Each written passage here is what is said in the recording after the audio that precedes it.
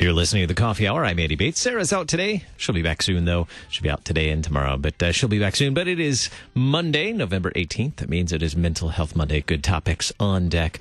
Looking forward to checking in with Deaconess Heidi here in just a little bit. Thanks to Concordia University, Wisconsin for supporting the Coffee Hour. Find out more about Concordia University, Wisconsin at cuw.edu. Live Uncommon.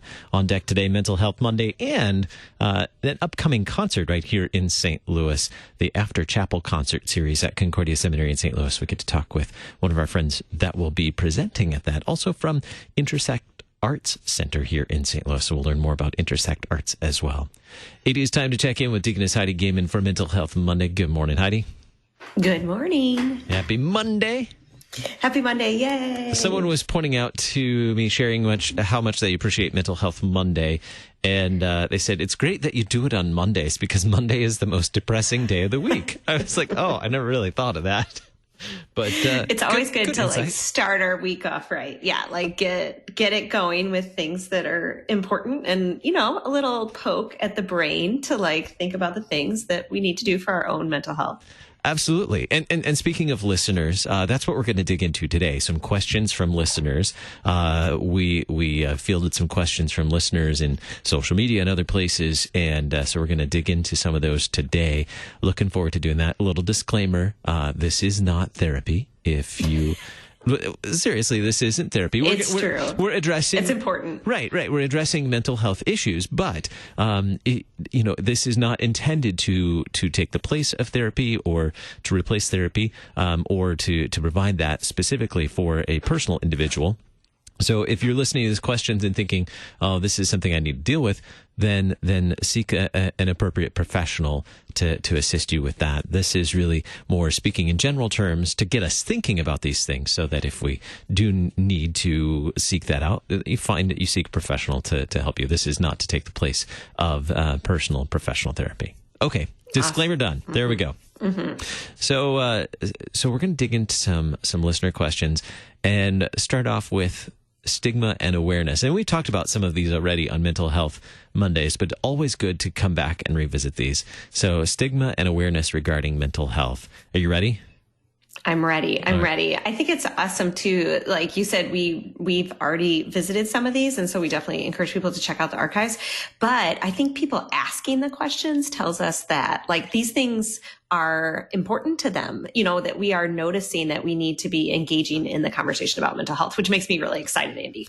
So we have 3 questions. Which one, do you have a particular one you want to start with in this area of stigma and awareness? I think the first question that struck me was that what are some practical steps I can take, like personally, to reduce or eliminate the stigma of confronting mental health issues or mental illness. And I think that really starts with understanding what mental health means, what the concept of mental health is. I think we often very much limit it to this picture in our brain of things that are not true, myths, if you will, about mental health. And I talk about on the YouTube channel a lot of different myths and trying to bust through those myths. And perhaps that's a segment for another time. But at the same time, I think confronting what the media tells us about mental health and really checking into those things is one practical step. When you see something on the TV screen that is touting something about mental health, or you go to a movie like the really disturbing movie recently was The Joker, and you see the depiction of mental health, if you will. The Lutheran Church Canada wrote a really good review on that movie in particular to help us really confront what is like true in mental health? What are we seeing that's a really accurate depiction, and what is maybe, exacerbated or brought out falsely because it's Hollywood? That's not their jam, is necessarily advocating for mental health. So, just asking ourselves the questions and diving into it a little bit ourselves. There's a couple of really good websites. NAMI, the National Alliance for Mental Illness, they always have accurate information, and they, encourage language like talking about brain disorders, understanding that mental health is a physical health issue. This isn't something completely different and abstract, that there are genetic and hormonal and all kinds of different things happening inside our bodies that contribute to mental health. And they also do recognize the need for a lot of support and family and even like congregational involvement. And so you can find some resources at NAMI. They're really helpful. Another practical step you can do is get educated. And so the best place I can send you for this is Mental Health First Aid. And that's a website. You can put in the search engine your zip code and find a course near you. It's a one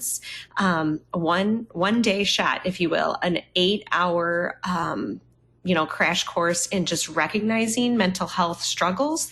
And when, you can step in, be able to support and help someone, without, feeling just completely overwhelmed and like it's your job to save an individual or something. And it talks a lot about, the various degrees of mental health, the fact that some things are crisis and some things are mental health struggles in our life that we need to be able to talk through and find some help for.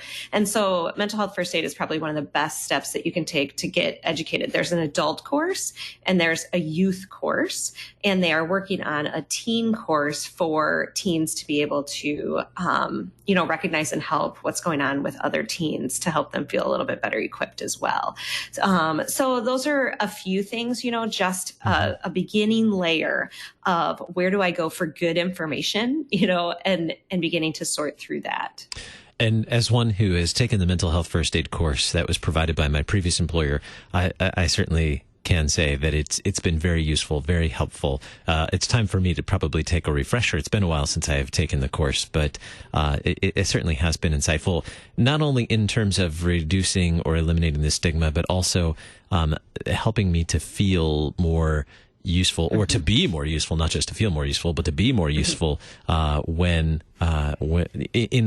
if I see something, how can I be helpful? And we'll get to being helpful more so in some of the future questions as well. Great resource. Thanks for recommending it. Mm-hmm. Sure. All right. So are you ready to move on to the next question? I think so. I mean, we could talk about that question all day. Stigma is real. Yeah. And I think one thing that I guess I just didn't even say that seems so obvious to me, but maybe isn't, is that just talk about it. Talk about it in your churches. Bring it up in your Bible studies. Talk about it in your families. Talk about your own stuff that you've been through. I mean, you don't have to like lay everything out there, but I think the more we talk about it and the more we share about it in a very real sense, that just takes so much stigma off of it. It frees anytime we talk about struggle. Same thing with like infertility and miscarriages and these issues, suicide that we don't talk about. As soon as we start being able to talk about them in healthy ways and share what God says to us in hope and what resources are out there, like the stigma has been dispelled in that circle. And now the next person can talk about the issues that they need to bring up. So what I hear you saying is, one, be well informed, get the right information, get accurate information to be well informed, educate yourself on that. Come here to Mental Health Mondays. That's a good place to do that. But to be well informed, and then to be open and have candid conversations about it. Got it. All right. Yep. All right, next question. Let's do it. How would you approach or have a conversation with a fellow Christian who doesn't believe in mental illness and claims that mental health issues are all, quote, spiritual issues, or you just have to pray harder to get over your mental health issues? You got like 2.5 minutes here. 2.5 minutes. Yeah, 2.5 minutes. I really struggle with this one, and I have to get out of the way of my own personal bias. I really think that having compassion for that person that they do not understand, they don't understand mental illness or mental health, and most of the time when this happens, they probably have their own story. I mean, we all have our own story. And so there's a reason that they have those beliefs. And so I think we can have some compassion in order to come at the conversation from a realistic vantage point. And I mean, to some degree, you can have the conversation till the cows come home and share all the resources that we just talked about to help them see the truth.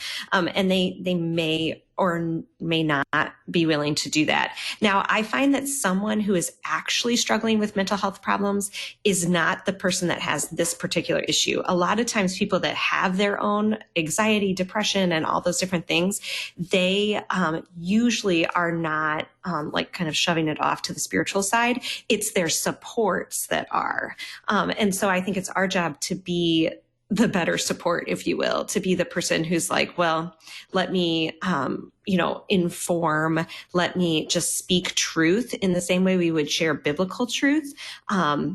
Continue sharing those biblical truths, point out the Bible passages of David, who, in a very real way was crying out to the Lord, from the pit. And I think a lot of the passages in the Psalms and even the Apostle Paul, where he says that he was, struggling to the point of death. These, yes, are spiritual, but that doesn't make them outside of our physical experience. And we know now that you can use MRIs and you can use all these different tools to see that there is something going on within our brain. And we could get into like the creationist perspective too, and the fact that all creation groans, which means that all creation has been impacted by sin. And so our very DNA at the very molecular level, our bodies are impacted by sin. And so that's, of course, going to mess with a lot of our physical health issues, including mental health and our brains and our neurological systems, our sensory systems. And so to say that it's spiritual is actually accurate, because everything is spiritual, because everything's impacted by sin. However, that doesn't make it not physical. And God gives us so many tools. Yes, can we pray? Yes, can we cry out in the Psalms? Please do. However, he also gives us doctors and nurses and medications and therapy and all of these processes, to help us get the help that we need. God gave us the church, and in giving us the church, told us that he was giving us more than Jesus, that he gives us Jesus, death and resurrection, but he gives us something else as well. And so I think that informs us to know that we can utilize more than simply what is at face value that God gives us, that he works in many other ways, So because my eyes, physical eyes, have been affected by sin and corrupted, and therefore my vision is compromised, I use corrective lenses. I wear glasses or sometimes contact lenses.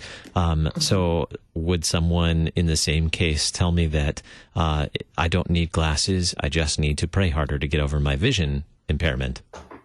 Exactly. It's a ridiculous claim when I love that comparison. It's so useful. I mean, we say the same things about diabetes and heart disease.